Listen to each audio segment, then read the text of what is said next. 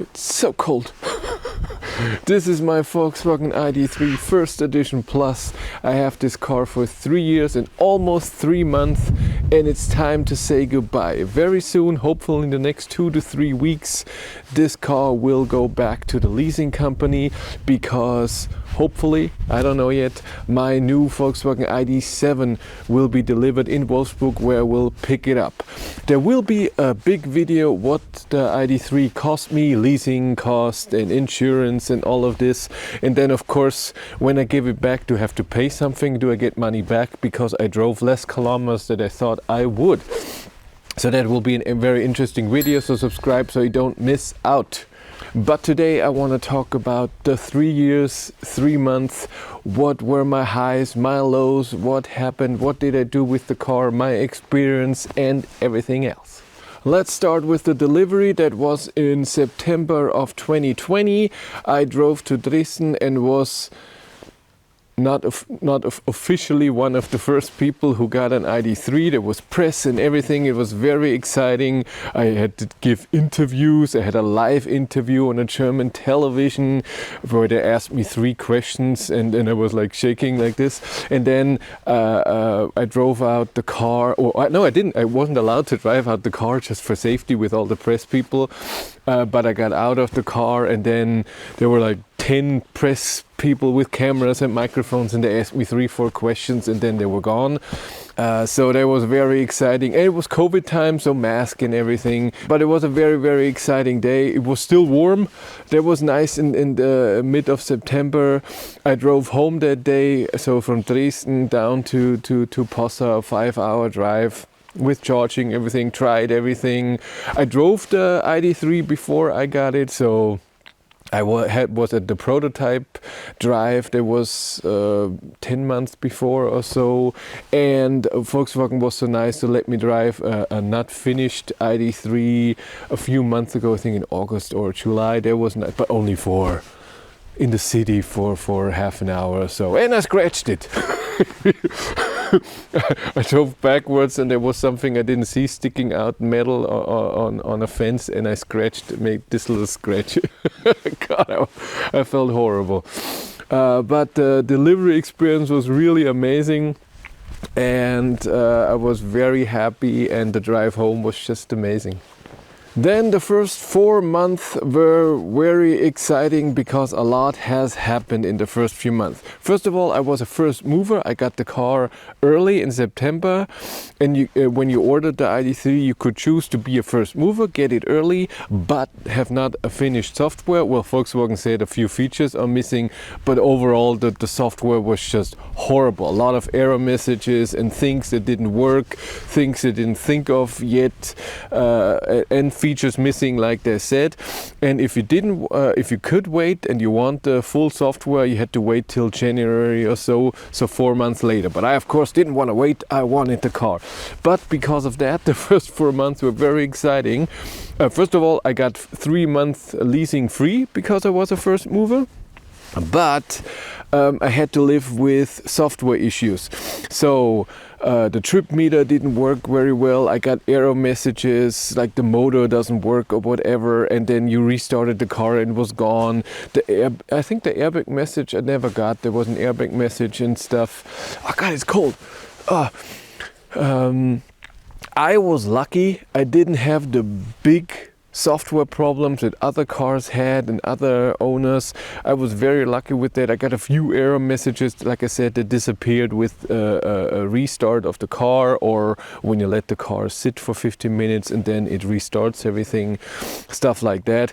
The only thing I got that was extremely annoying was the 12-volt battery problem. Can't say. Volkswagen decided when the car came out, when the car is parked, the 12-volt battery will not be charged.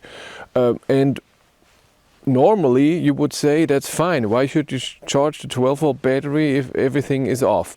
The problem was something was drawing power out of the 12-volt battery and they didn't know what it was, and so the 12-volt battery, if you let it stand, especially in the winter, it happened to me in November in 2020, the 12-volt battery was empty. You went into the car, nothing is working. I bought a booster, so a battery bank, a big one for cars, so you can restart the car. I put that on, put the car in ignition, and then automatically, because the car is on, the high voltage battery is charging the 12-volt battery. So it was no problem anymore. That happened to me once or twice. I can't remember the second time, but because it happened, no, it was twice, but because it happened twice, the problem was after that a control unit didn't work properly anymore. Properly anymore. I got it. Yeah. And this meant that sometimes in the morning the lights were already on without anything. Sometimes in the morning, it was all in the winter, so it was all in December. When I got into the car, the lights on the steering wheel for your buttons didn't work. It was all weird, and the only solution for that, and because it happened so many times in December, I kept tools in the car.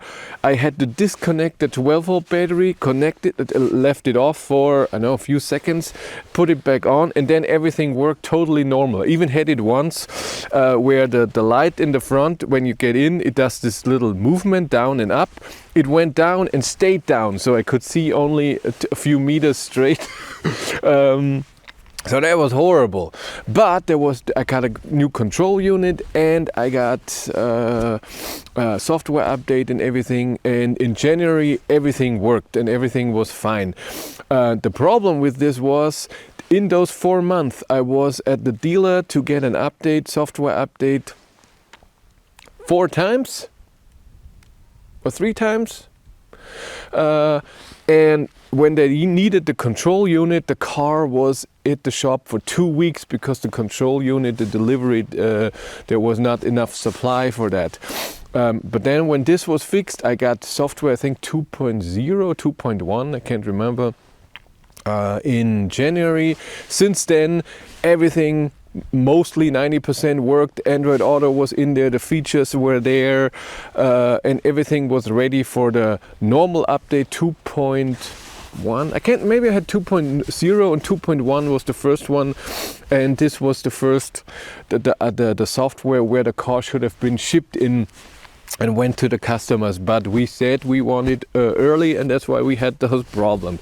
So the first 4 months were very, very exciting, and a lot of problems and annoying, and it's very, very annoying in the winter, in the morning when you get to your car and the car doesn't work properly and you have to dismantle 12-volt battery and put it back in. Of course, that's annoying, but I signed up for it.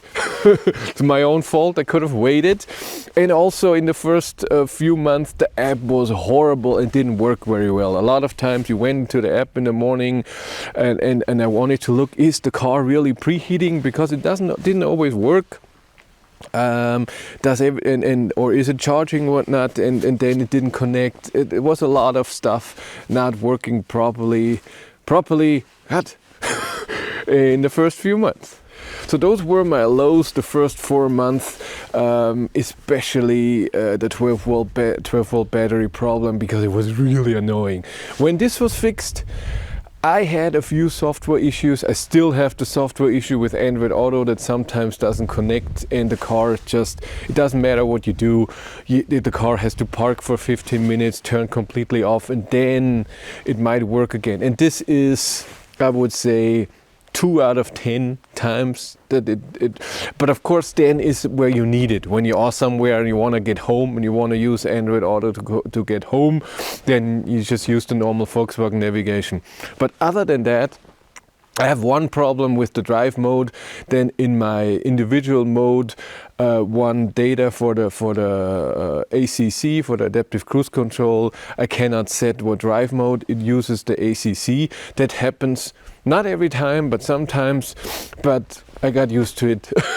Volkswagen said they could fix it, but I didn't want to bring the car again to the dealer and have it there for a day and think how I get to the dealer and how I get home and what we do with car. I just, it's for the next person to struggle with. But those were my lows. But the first 4 months were also my highs. Because so much happened. I drove this car for almost 59,000 kilometers in 3 years and 3 months, but I drove 15,000 kilometers in the first 3 months. So much happened in the first 3 months. I did thousands of tests, charging, range tests, charging tests, 1,000-kilometer tests. I drove to I met with someone who did with an Id.3 Pro S a big test through Germany. I drove to him a few times. I drove to Wolfsburg to the Id.4 media drive with it. I did so many things with it. I went to Frankfurt very soon in the beginning, where Volvo invited me to drive the new XC40. It was a very exciting time in the first 4 months. And this was just my high, because so much I have done so much with the car. It was exciting to drive electric. It was my first car that I bought, when you say that with leasing. It was the first electric car I had that I had to live with, and it was amazing. The next month then, so till now, there was over-the-air updates 2.3, over-the-air update 3.0, and at the dealer 3.2. There was at the dealer update 2.4, so you can get 3.0, and a 12-volt battery swap, because they noticed that people are using the app to preheat the car or whatever a lot, and so the 12-volt battery is being charged and discharged too much, and they thought we'd give it a different battery they can use, withstand more cycles. So this was every time, it was like 1-2 days at the dealer for 2.4 and 3.2. And the over-the-air updates, you've seen my videos, it's a bit of a hassle. It wasn't very easy and clean, and I talked about this before. Over-the-air updates in ID cars with the old software is not that amazing. We'll see about the new cars with 4.0. We'll see my ID.7, and then ID.4.5 in January will be delivered with ID software 4.0, different hardware, and then the ID.3 next year at some point, summer or fall, we'll see. We'll also have the new hardware. That will be very exciting how the new over-the-air updates will be, if they will work better, and how they work, and what we will see and what features we'll get. Yeah, one thing, after 2 years, I think that the coupling rod in the front, I don't know if it was both sides, was changed, because I had a rattling when I was driving, and Volkswagen said that in the first few cars, a few months, they put a rod in there that wasn't good enough to withstand how the car is driving, and they put a new one in. I can't remember if they did it when they changed the tires or when I got a software update, but didn't cost anything. It was no time, didn't take any additional time, was very fast, and since then everything's fine. I have to charge a bit, and for charging I use the mach-e electromobility card. mach-e provides amazing charging prices all over Europe. If you're interested in it, there's a link in the description below. But let's sum it up. How were the 3 years and 3 months with this car? Was it the car for me or not? Very easily. Well, in the beginning, yes, it was my car. I loved that it was a normal size car, like a Golf size, not a big SUV as this. You can see it, Q8 e-tron, and a SUV or whatnot. It was a normal car, and I like this. After a year or two, I noticed that the car doesn't supply me with the range that I need. Also not with the charging power, but also times went on and other cars came out with better charging, better range and stuff. I say whatnot all the time now. I watch Corner Gas Canadian comedy show too much. Hank! No, this car with the 58 kilowatt hour battery for me now is not enough, because I take a lot of longer trips, and in the summer it's okay because I get the charging power I want and I also have good range. In the winter with heat. It doesn't have a heat pump. The range is not enough for me. I would say around 220, 230 kilometers. And if you just drive from 100 to 10%, then it's less, and it's 200. In the summer, it can be 280 when you don't drive too fast, even more. And this is the extreme. I'm saying very cold with wet road and heat strongly, and more people in the car, stuff like this then. And that's also the reason why I step up to the ID.7. More range, better charging, more comfortability. This car, I think for what it is extremely comfortable. For us, Cindy and I, we thought when it came that it's very luxurious for us. We weren't used to that. A lot of people say, oh, it looks like crap and the interior is cheap. We never thought that. We always had the feeling that it's more luxurious than what we should have. We felt very, oh, look at us. In the car from the start, it drives extremely comfortable. The drive is awesome. Steering is awesome. Brake feel is not that amazing. Never was. I also find the power when you step on the accelerator pedal that it accelerates a bit too fast from the start. I would love if it would have a bit more travel, so that when you do it slightly, you have to do it extremely slightly. Otherwise you get off a bit too fast. It's a bit uncomfortable, but the suspension was always amazing. I always liked it, but I love to get to the ID.7 now, where all of this is even better. More comfortability, better seats, more features. Finally, I also get a head-up display that I didn't need too much. It's not my most feature that I need, but what I need and I miss in this car. In the beginning I thought, I don't need it, it's fine. But very, very soon, after 3-4 months, I noticed, yeah, I would love to have that, is travel assist, so self-steering, because this car doesn't have that. And with the ID.7 I will get it, and I am looking forward to that, because in ID cars the self-steering is really good. I like it. It does itself, it does its thing. It doesn't steer against you. It's not fighting. I like travel assist in ID cars, and I stay with Volkswagen and with the ID.7 for simple reason. I drove many cars on this channel, and some cars, or a lot of cars, have better things than what the Id.3, ID.7 have. Better features, better consumption, better charging. But as an overall package, what is important to me? Everyone has a different opinion, what they need, what they like.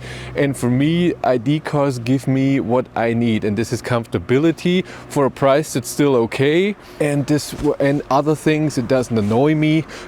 I don't like beeping. I don't like things that are weird and stuff. Of course there's annoying things in this car, and there will be annoying things in the ID.7, of course, but it's always a balance. What is more important to me and what is less important to me, and ID cars just fit me very well, and that's why next car is ID.7, hopefully very soon. I'm very excited. I'm waiting for a call that the car is done. It has started production 10 days ago. It should be done, but the person that I am in contact with who knows that wasn't at work this last week, maybe sick, I don't know. But we'll see. But that's it for me. Thank you very much for watching. Have a great day and take care. Bye.